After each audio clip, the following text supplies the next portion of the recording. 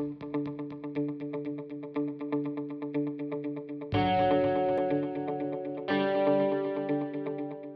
have to understand, first of all, that the trial system is problematic. I want people to understand that data are not perfect, and that just because it's in a chart or a graph doesn't mean it's right, and that they need to speak up for themselves and speak up for owning their own data. And one of the things I didn't get to talk about tonight is we're really coming to a revolution now where people are going to own their own data, they're going to control their own data, and by doing that they're going to really enable all sorts of research, whether it's for drugs or for medicines or procedures. They're going to own all their own data, and it's going to make all these things possible. Okay, I'm going to speak about Litmus Health tonight, which is a company that I helped co-found whose main purpose is to help increase the efficiency of clinical trials. So pharma spends a lot of money on developing drugs, and for any particular drug that makes it to market, they can spend almost $5 billion developing the drug. And unfortunately, most of the money that they spend developing the drug is actually wasteful, and it leads to the collection of a lot of bad data. And one of the sources of this bad data is that much of clinical trials that we perform are still paper-driven. This is me with one of our clinical trial specialists, and this is a binder which has the record for one patient for one cycle of chemotherapy that they received on a clinical trial. And this is the common state of the art, and one of the most progressive tools we have for collecting data on a clinical trial is this. And so you would really expect that in 2016 we would be collecting data in a much more progressive way, but unfortunately we continue to collect data on paper, we continue to push paper and Word attachments and Excel files, and we really are doing a very bad job of taking advantage of all the advances that we could when it comes to running clinical trials. The system is really broken, and a very common thing that we see is that when somebody starts a trial, they want to collect data about a patient. They enroll the patient on the trial, and they say, well, I want to collect information about sleep. I want to know how you slept. So what they'll do is they'll bring you into back to the clinic, and they'll say, all right, here's a survey. How'd you sleep over the last 2 weeks? How'd you sleep 2 weeks ago? Or how'd you feel last month? Or how many steps did you walk 3 weeks ago? And who's going to remember those things? And I've seen these kids in the waiting room with their surveys, filling them out because they forgot to do their daily diaries, or people trying to get their med diaries filled out from 3 weeks ago, trying to remember, did I take it, did I not take it? So it's really ridiculous the way that we're collecting data and we're feeding it back for clinical trials. And what happens then is just that we have unreliable data. And like most things, once the data is collected and it's in a chart somewhere, people say, well, that's the data, I believe it. And unfortunately, a lot of the data that are being used to make these important decisions are bad data. So we got to thinking, isn't there a better way to collect data?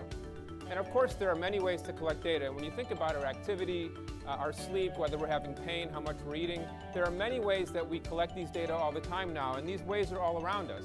Everything that we're wearing, everything that we're carrying around with us, we're collecting data all the time, and these data could of course be used to help inform clinical trials and make better decisions. So Litmus Health is really here to help transform clinical trials, and the goal is that the doctor or the researcher would want to conduct that study, and instead of saying to the patient, hey, how'd you sleep over the last 2 weeks, they won't have to ask because sleep will be recorded continuously. How many of you in the audience have some sort of connected device that you use, whether it's a Fitbit or other? So it's more than half of you already collecting your sleep data as it is. How many of you have cell phones? Everybody. So how many of you are collecting exactly where you've been all the time or how far you've walked in a day? We're all doing that. And so these data are being collected, and we might as well use them to better inform our clinical trials. So Litmus Health is a platform for conducting clinical trials, and what it's really meant to do is to help researchers make better go or no-go decisions about a drug. So instead of having a phase 1 or phase 2 trial that runs for 6 months or a year and then you make a decision about pushing a drug forward, you make the decision much more in real time because you're getting data back much more at the point that the patient's experiencing it, and you can make better decisions about the drug itself, whether there's side effects that you don't want or whether the drug is working or not, because you're collecting the data continuously. And this is really going to change the way that we're able to conduct clinical trials. We just launched our first pilot project in the Department of Gastroenterology at University of Chicago. We're doing a trial of IBD patients, so Crohn's and ulcerative colitis, and we're going to enroll 100 patients. We've already started enrolling patients.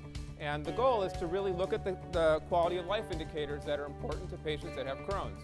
Patients that have Crohn's disease, it's very important to know if they're having pain, how they're sleeping, what they're eating, how they're going to the bathroom, what their activity is. These are all important quality of life metrics, and if your drug for taking Crohn's is working, these metrics are going to get better, and if it's not working, these are going to get worse and you might have a flare. So collecting these things is very important. What's the state of the art of asking a Crohn's patient how they've slept? You guessed it, it's a survey that's delivered on a clipboard called the Pittsburgh Sleep Quality Index that asks them how they slept. How reliable are those data? Only as reliable as the patient's memory is for how they slept. So here's how it works. The research coordinator identifies the patients for the trial. The patient comes into the hospital, they consent to the process, and then they download the app, which is in the App Store, both for Apple and soon for Android. They put the app on their phone, and the research coordinator helps make sure that the app is working and that it's connected.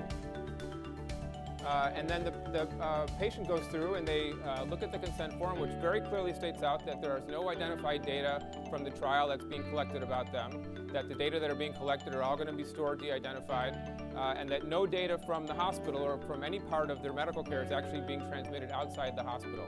The only things being collected on their device are data that they input about how they're feeling and how and from their device.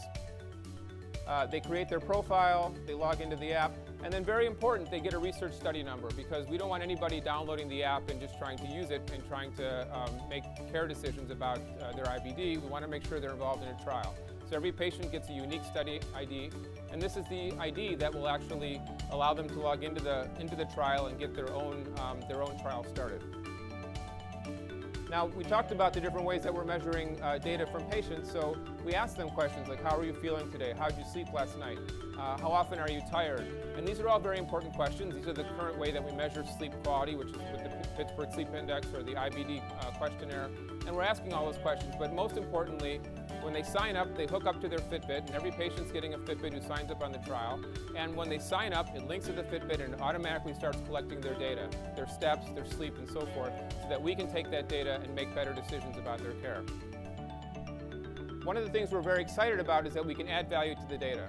So this is sleep data. This is actually my sleep data over 3 days. You can see I don't always sleep very much.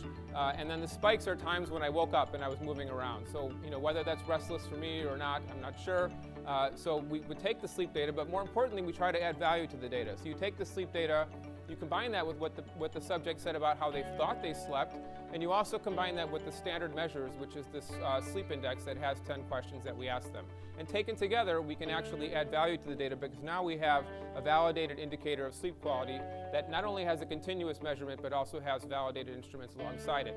And my hope is that one day we can actually just use the continuous measurement. We won't need to use these other antiquated measures, but we're going to validate that these things work. Same thing with steps taken. These are looking at the steps that I take. You can see where I went running in the morning, and then when I walked to work, those are the cumulative steps that I've taken over 4 days. But what we can do now is that we don't have to rely on a patient's memory of how active they were. We can track their step data from their Fitbit. We can actually use their GPS data from their cell phone. So if they say they walked 10,000 steps, but their cell phone said they never left the house, there's a disconnect there that we can try to figure out. And of course, we're going to ask them how they felt and try to correlate their activity, disease activity, with that metric. So this will provide us with a cross-validated measure of activity as well. The team that we have a CEO that's had 20 years of experience building health tech startups. Josh is our marketing guy who is in Austin.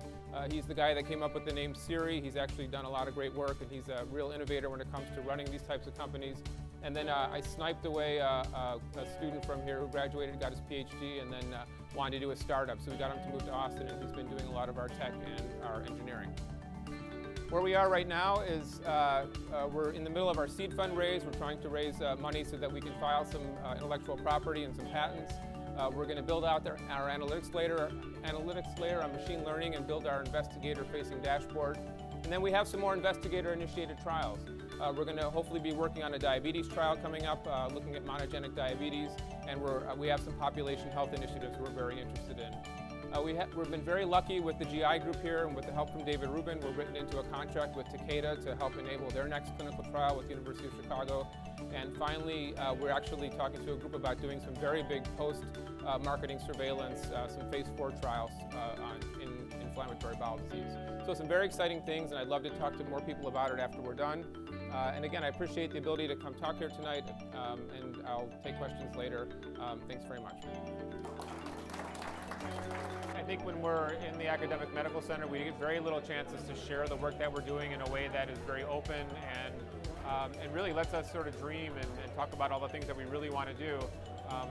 As researchers, we're very used to being very risk averse, and so we don't want to get out of our comfort zone and talk about all the awesome things that we want to do. And coming to an event like this really lets us think about all these other great things that we might want to achieve.